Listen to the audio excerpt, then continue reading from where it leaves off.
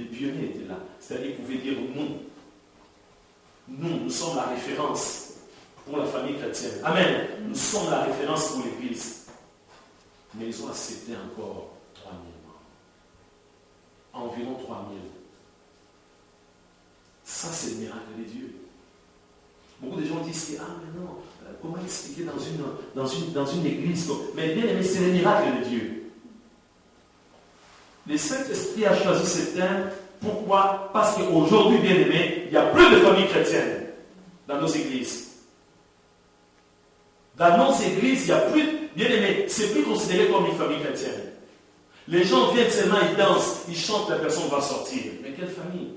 C'est comme ça que ça s'est passé dans la famille biologique.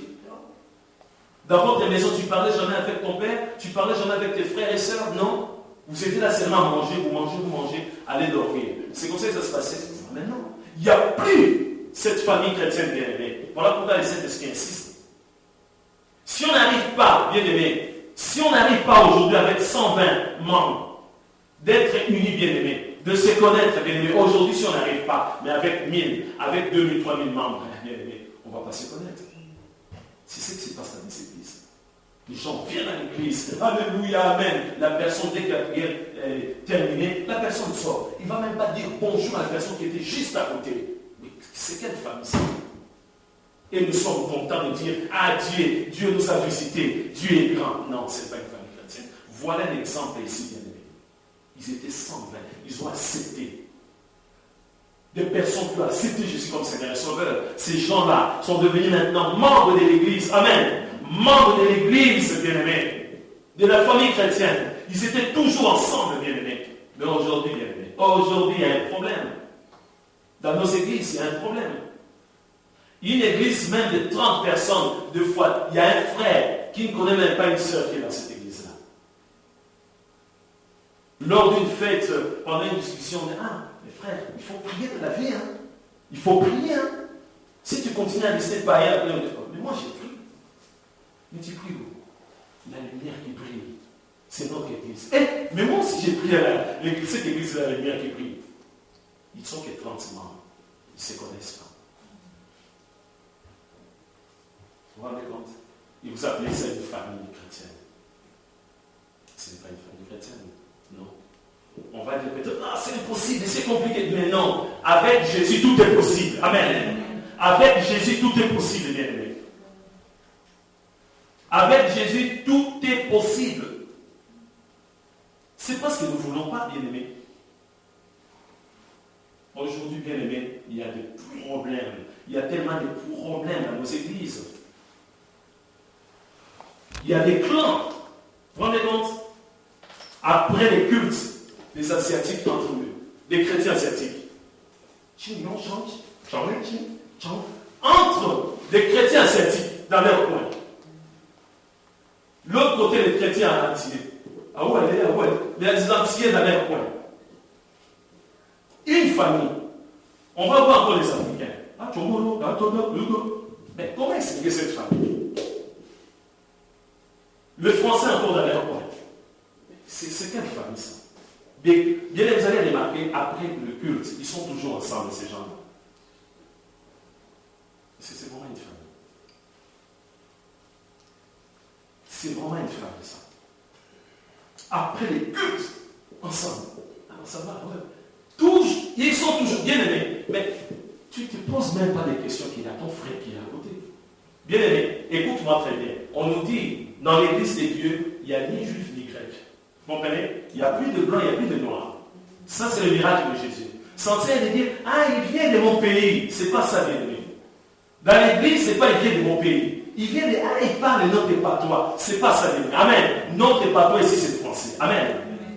La langue ici, c'est le français. Après les cultes, ça ne sert à rien de prendre quelqu'un de commencer à parler de patois. Non. Non. Notre patois ici, notre langue, c'est le français. C'est le français ici. On avait une fois une maman ici, elle avait du mal à comprendre le français, mais il y avait toujours quelqu'un qui était là pour traduire. Amen, d'accord. Français, le français. On ne va pas modifier les choses. C'est le français. Donc voilà, bien aimé, aujourd'hui on a des problèmes dans nos communautés. avec 120 membres, si on n'arrive pas à être unis ensemble, tu vas dire, c'est compliqué. Ah, mais pasteur, toi, tu n'arrives pas à comprendre, pasteur. 3000 membres, pasteur. Ah, mais non, mais 3000 membres. Si le 1er janvier tombe un dimanche, tu es là dans la salle, tu connais toutes les bien-aimés qui sont là, tu regardes de gauche à droite, tu regardes derrière. Ah, Marguerite est là, Chantal est là, Sophie est là, André est là, Pierre est là. Je connais déjà tous ces gens. Ah, mais vous êtes d'accord avec moi? Après l'étude, pourquoi pas aller voir un autre frère? Ah, je ne connais pas. Il faut faire attention avec les Asiatiques. Là, tu vois sa tête. Mais il est né de nouveau. Amen. Cet Asiatique-là, il est né de nouveau. Il faut faire attention avec les Blancs. Avec la magie blanche, attention. Mais toi, tu es né de nouveau. Tu commences à te méfier à un frère qui est blanc. Il faut faire attention avec les Africains. Ils sont forts avec la sorcellerie. Mais ce n'est plus une famille. Vous êtes d'accord avec moi? Ce n'est plus une famille. Le premier dimanche, le dimanche 1er janvier, après le culte, bien aimé, tu peux avoir des contacts avec 5 ou 10 frères, bien aimé. C'est possible. Mais oui, tu vois un frère comme ça que tu n'as jamais vu. Bonjour frère. À savoir, oui. Tu commences à parler avec ses frères. Ah, moi je m'appelle Alphonse. Et toi? Tu mémorises la personne. Amen. Tu as des contacts avec le frère. C'est comme ça que ça se passe, bien aimé. Mais toujours avec les mêmes personnes. C'est quelle famille? Tu n'es pas vraiment une famille, bien aimé. Et nous allons voir aussi, bien aimé, le secret de la réussite de la famille chrétienne, qui est l'Église. Ça, c'est pas très important.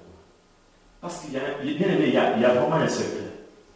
Il y a un secret de la réussite de la famille chrétienne. Si nous voulons vraiment, bien aimé, que nos familles chrétiennes, que la famille chrétienne puisse être soudée, nous devons comprendre déjà, bien aimé, 1 Corinthiens chapitre 12. Je vais terminer par là. 1 Corinthiens chapitre 12, verset 12 jusqu'à 31.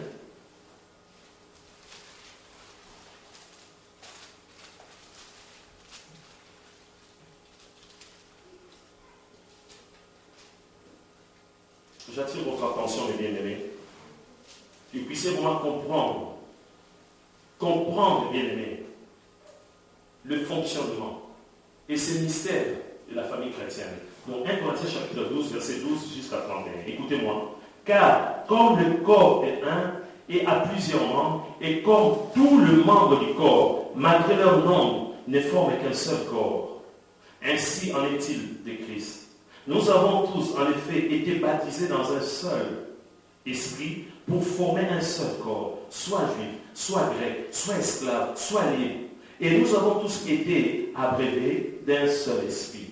Ainsi, le corps n'est pas un seul membre, mais il est formé de plusieurs membres. Si le pied disait, parce que je ne suis pas une main, je ne suis pas du corps, ne serait-il pas du corps pour cela? Et si l'oreille disait, parce que je ne suis pas un œil, je ne suis pas du corps, ne serait-elle pas du corps pour cela? Si tout le corps était œil, où serait lui? S'il était tout lui, où serait l'odorat? Maintenant, Dieu a placé chacun de membres dans le corps comme il a voulu. Si tout c'était un seul membre, où serait le corps?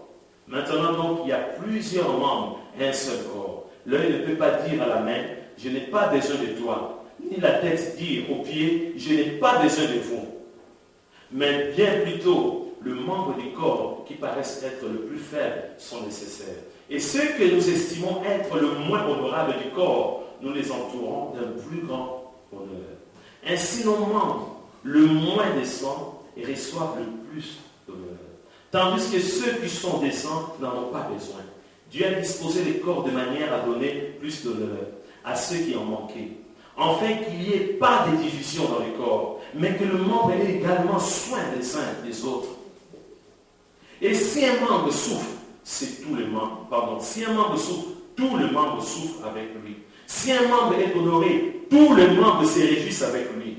Vous êtes le corps de Christ et vous êtes ses membres chacun pour sa part. Et Dieu a établi dans l'Église, premièrement des apôtres, deuxièmement des prophètes, troisièmement des docteurs, ensuite ceux qui ont le don des miracles, puis ceux qui ont le don de guérir, de secourir, de gouverner, de parler diverses langues. Tous sont-ils apôtres? tous sont-ils prophètes, tous sont-ils docteurs, tous sont-ils les dons de miracles, tous sont-ils les dons de guérison, tous parlent-ils en langue, tous interprètent-ils. Aspirez aux dons de meilleurs, et je vais encore vous montrer une voie par excellence. Il ne faut pas aller chercher ailleurs. Je vous laisse le soin de méditer calmement à la maison. C'est le mystère de la famille chrétienne. C'est le corps de Jésus même. C'est Jésus qui est la tête. Peut-être que tu es dans ces corps-là, le pied, la jambe, pardon. Peut-être que tu es la jambe gauche ou la jambe droite. Ou je ne sais pas, peut-être que tu es, je ne sais pas, le nez, mais tu joues un rôle très important, bien-aimé. Amen. C'est comme dans une famille. Bien-aimé, dans une famille biologique, tous les enfants ne peuvent pas être des médecins. Vous êtes d'accord avec moi? Un père, vraiment un père responsable, s'il a 10 enfants, il y a le l'aîné de la famille est médecin. Peut-être le deuxième est avocat. Peut-être le troisième, il est plombier. Vous me suivez? Le quatrième est boueur. Ce sont des enfants, non? Oui. Est-ce que le père va avoir honte de ses enfants? Non. L'aîné au moins aîné. Le deuxième est le plombier, c'est la honte de la famille. Et le quatrième est boueur. Il y a des odeurs à la maison. Non. Ce sont tous des enfants bien aimés. Ce sont des enfants. On ne peut pas être tous des médecins. Vous comprenez? Comme je l'ai expliqué dimanche dernier, tout le monde ne peut pas être riche, bien aimé. Amen. C'est un peu ça. Hier, je parlais avec une personne. Cette personne a dit, je suis parti dans une ville, et puis après, il y a eu des prophéties, on a prophétisé pour moi, comme quoi j'ai reçu l'appel. J'ai reçu l'appel, voilà, j'ai reçu l'appel. Alors j'attends un peu parce que je ne peux pas commencer une œuvre comme ça. J'ai dit cette personne, j'ai dit, tu veux commencer une œuvre? J'ai dit, tu sais qu'il y a 5 ministères. Parce que là, la façon dont tu me parles, là, je vois tout de suite que tu veux commencer, tu veux devenir pasteur. C'est parce que vous avez remarqué aujourd'hui, il y a tellement de pasteurs. Amen. Il y en a beaucoup de pasteurs. De moins en moins les évangélistes. Où sont les évangélistes? Où sont les apôtres, les docteurs? Ils sont que les pasteurs. Des fois, tu vois quelqu'un qui était, notre frère, les frères, après on commence à l'appeler, le berger. Non, d'abord l'évangéliste.